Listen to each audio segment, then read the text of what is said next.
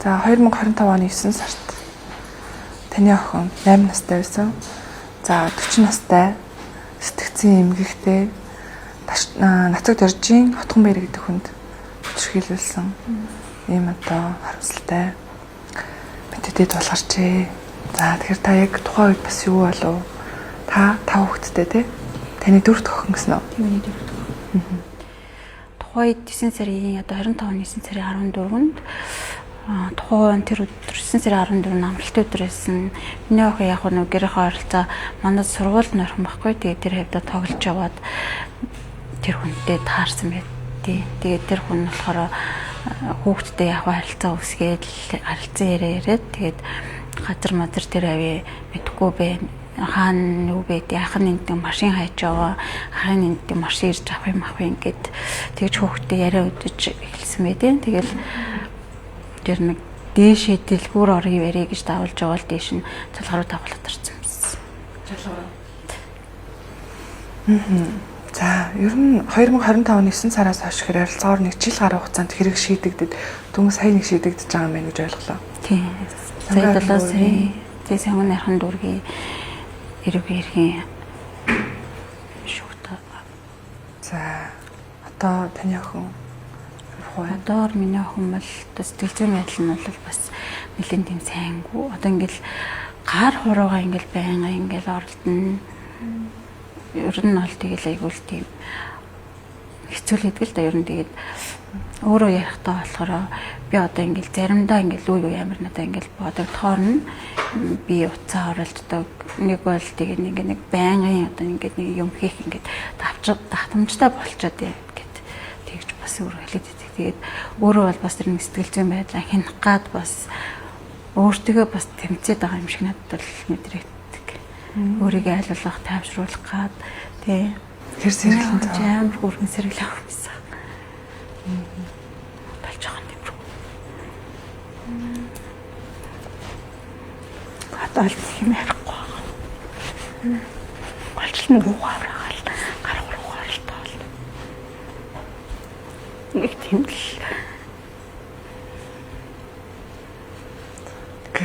яг тэр нэг шинжилгээ өгөх юм л шүү дээ. Цэцэгцэн хэмжтүүд үлээд шүүх шинжилгээ тэр шинжилгээ өгөхдөө хутаа болтол.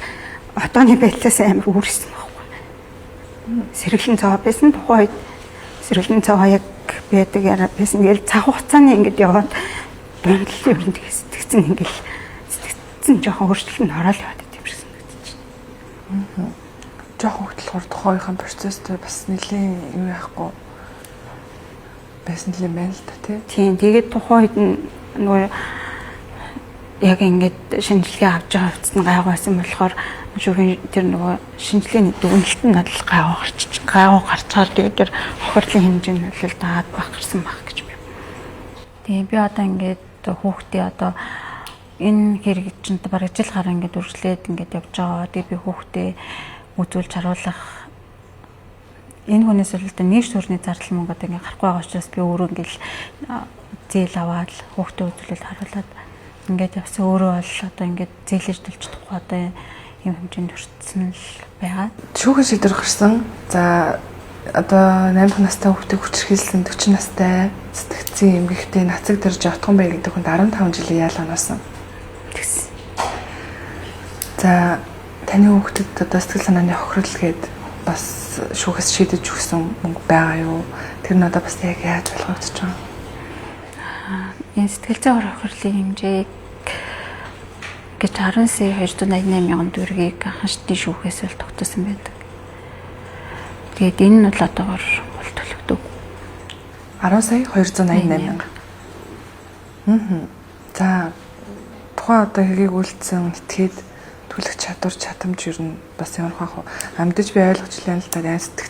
Одоо сэтгэл санааны хохиролтой та яанд жил хүүхдээ сэтгэл зүйчтэй даавал дээр очиж байгаа эмнэлгээр явж байгаа тийм ээ. Бүтэр болгонд одоо мөнгө санхүү ордог гэдгийг бол ойлгож байна. Тэгэхээр тухайн одоо этгээдийн төлөх чадвар чадамж нь ямар хөөсөн ер нь арга гэр нь бас ер нь арга гэр байхгүй анхнаасаа тэр яг ээж нь бол яг тэр Нацаг Доржийн Хотгонбаярыг бол одоо тэр шар хадны эмнэлэгт төрүүлсэн гэж мэдүүлэгтэй өгсөн байт юм лээ. Тэгээд ээж нь сэтгцэн өвчтэй байхдаа төрүүлээд бараг төрүүлснээ барыг мэддэггүй гэд тэгж мэдүүлэгтэй өгсөн байсан санагдаж байна. Тэгэл ер нь насрамжийн газар л өссөн. Ямар нэг ах トゥ байхгүй, гэр бүл байхгүй гэж мэдүүлэгтэй өгсөн мэт. Тэгээ би нэг ажил хийж байгаа, намд ажиллаж байгаа болохоор хүүхдтэй яг ингээл байнга тэрхтэн байхгүй. Ороогоо өглөө эрт гараал ороо очиж байгаа юм бол имэйл л харж байгаа. Ер нь нийгэм хэцүү юм а тагч дөрвийн дөрөв охинтой болохоор та ер нь юу гэж харж?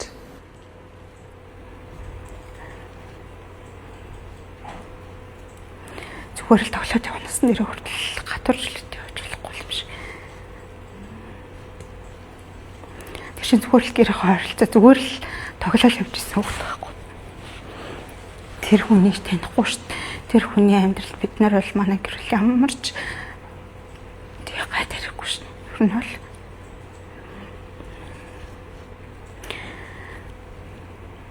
юм бол тэгэл юм охин хүүхдтэй хүн бүр айгуул хэцүү болно л хэцүүлээд байгаа юм шиг.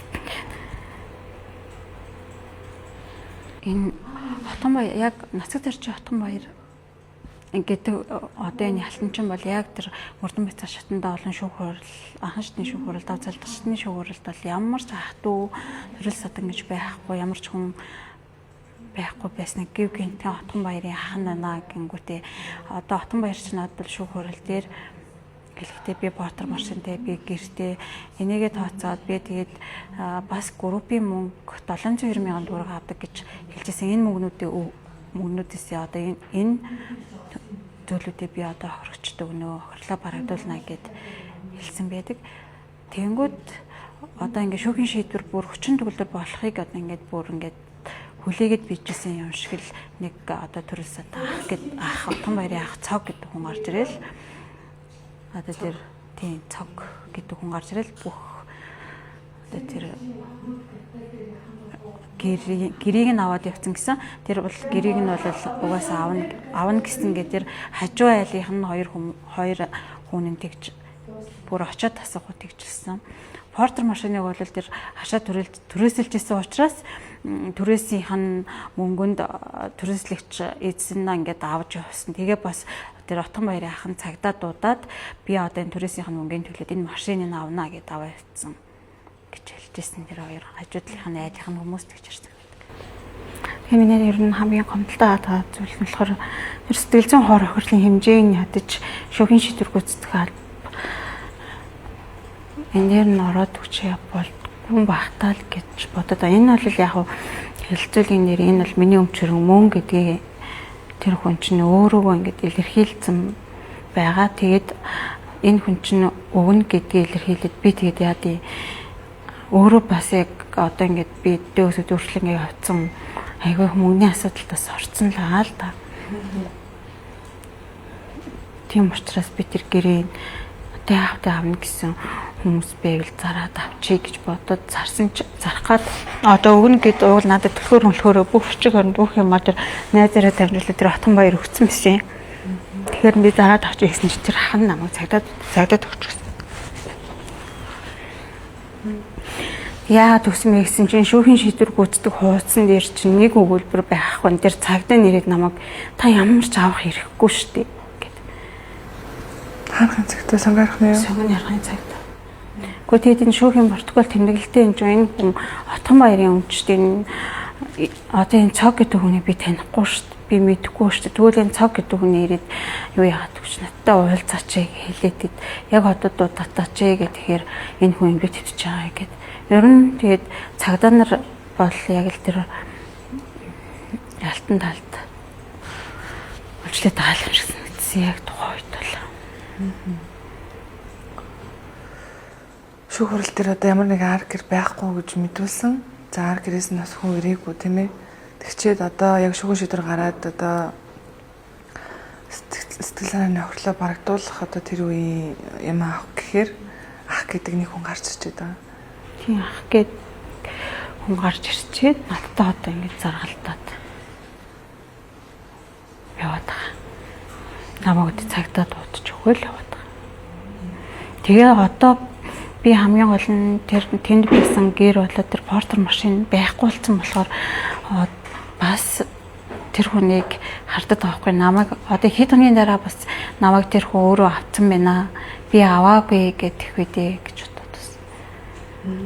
Намайг авцсан. Одоо би энэ юугийн портер машинуудад гэрийг хүлээлгэж гэж одоо шүүхийн шийдвэр гүйцэтгэх албацаа тэгвэл энэ дээр нь орё гэх юм бол за би түлхэлгээд үеё гэд очсон чинь нөгөө гэр нь машин байхгүй байсан. Бичиг баримтын энэ хүнд өгсөн биз. Энэ хүн өөрөө л авсан байгаа штэ гэд эргүүлээд одоо намайг олхаад хийх болов гэж бас харагдаад байгаа.